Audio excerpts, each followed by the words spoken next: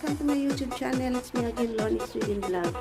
For today's video ay it's all about sa paglipat ng bagong apartment sa aking anak na isang etan lang, isang kwarto lang na maliit dahil siya lang mag-isa. So samahan niyo ako at ipakita ko sa inyo ang maliit niyang apartment dahil siya lang mag-isa. Guys, ayan, parang condominium style lang to sa Pilipinas, no? Ayan. Nasa 6th floor siya. Ayan. Ito ay papuntang sa elevator niya. So, dito naman tayo sa kanyang apartment. Ito. 6th floor ang pinakalas. So, ayan. Dito na apartment na to, ay ang sukat nito ay nasa 30 square meters lang. Pagpasok mo sa pinto, nandito na ang kanyang refrigerator. Ayan. So, wala siyang kwarto, pero meron siyang sariling CR. So, dito na ang kanyang paglalagyan ng So, dito naman ang kanyang toilet. So, nandito yung kanyang toilet. Ito ay bagong renovate. Bago siya naglipat. So, ayan ang kanyang toilet, no? So, bagong renovation. Ayan. Toilet yan sa payan. So, ito yung ilaw niya. Magandang po naman niya. So, dahil parang estudyante lang. Ngayon, dito na tayo sa kayo. Pagpasok mo, ito ay pinto, no?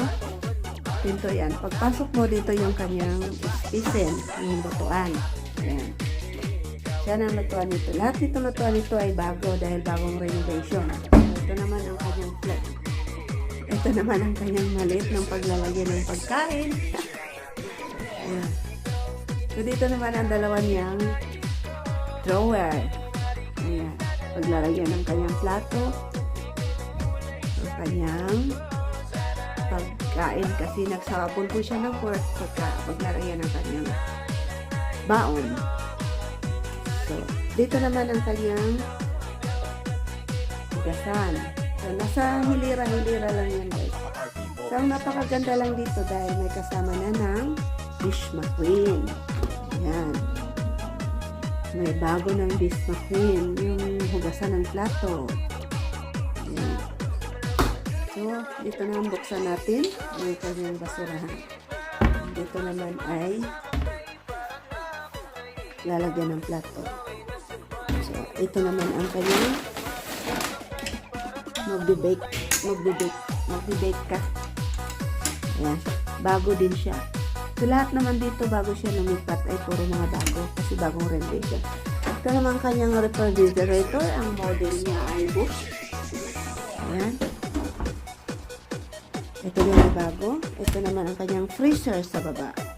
So, ayan. Ituloy na natin ang pag-show ko sa inyo ang apartment ng aking anak, no? Na 30 square meter lang siya.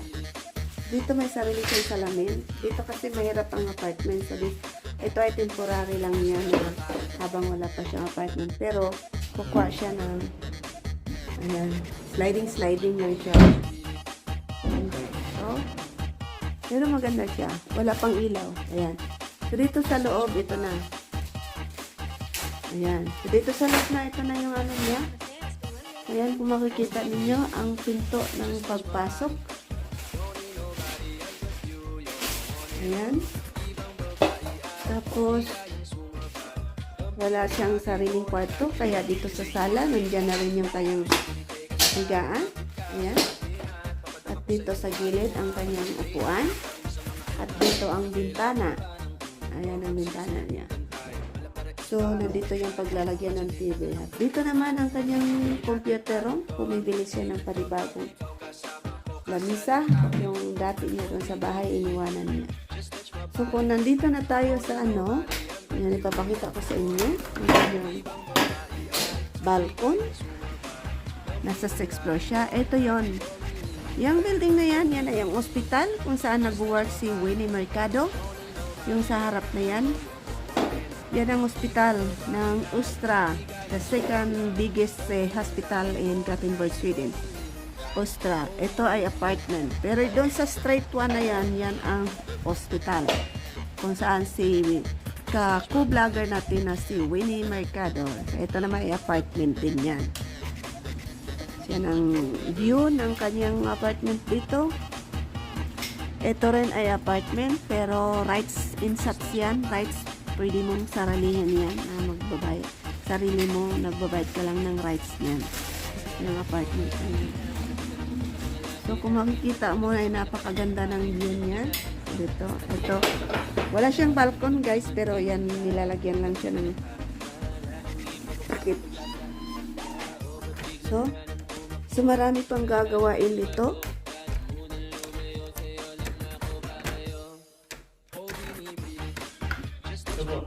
Ha? Ayan. So dito na, tatang aking asawa ang tutulong sa pag-i-arrange. Meron. Ayan.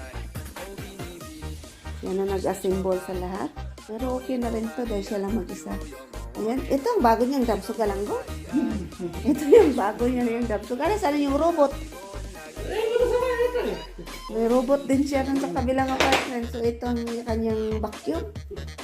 Vacuum to niya guys. Naka-charge. Ayan.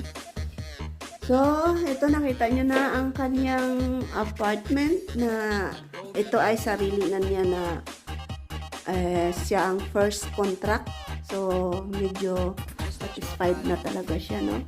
Ito naman ang kanyang Omnin kung ano to buksan? Diyan. Ito? Sabi na. Ito? Tas kayo. Yan. Automatic pala. No earth ko guys. Pindutin lang pala ito guys. Oh, ito. Ayan, pindutin lang pala yan. So, ito na ang kanyang oven. Ano to?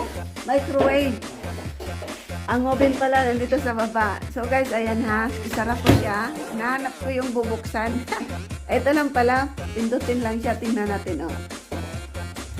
Ayan. O, diba? Tapos isasara mo. Napaka-high-tech naman dito. O, ayan. Yung sa amin, hindi eh. Manual lang eh.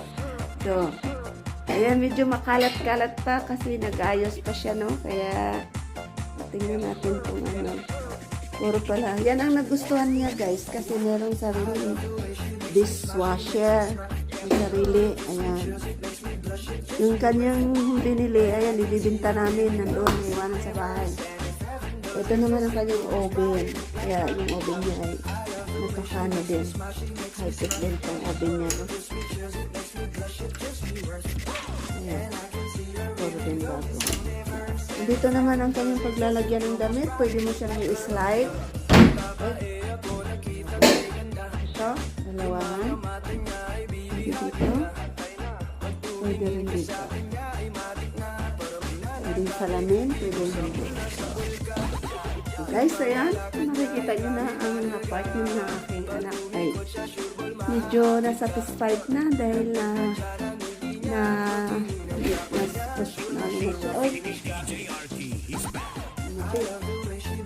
ano ba to?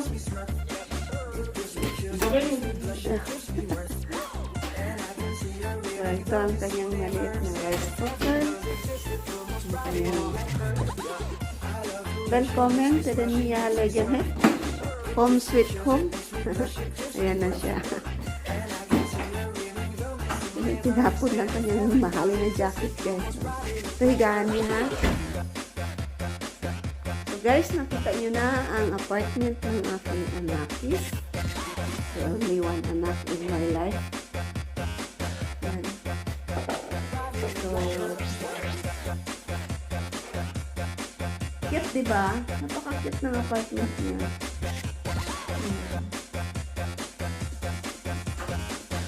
Siya lang lahat guys, siya lang lahat pa kanya siyang bumibili. Sarili niyang pera lang yun. Si mama wala. Nagsisikap si mama mag-vlog. Ayan. Siya lang lahat sa kanya, kanyang lahat sa mga expenses na to. Mahilig din siya ng mga modern na mga gamit. So, kaya siya talaga presyo, nag-presyo na magkaroon sa mga sa amin naman, wala na siya doon. Kaya bakante namin yung isang kwarto namin.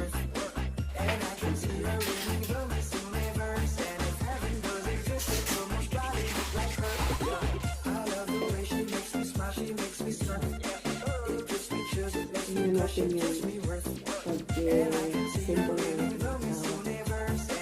Natin kung ano yung ina-symbol mo. Ano yung ina-symbol mo lang doon?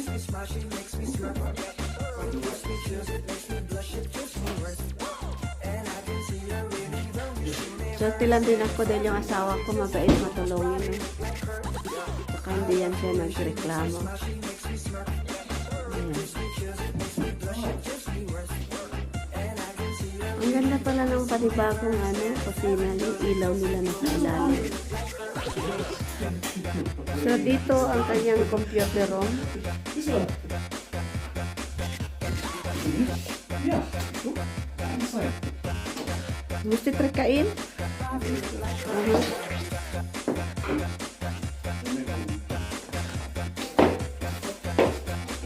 So guys,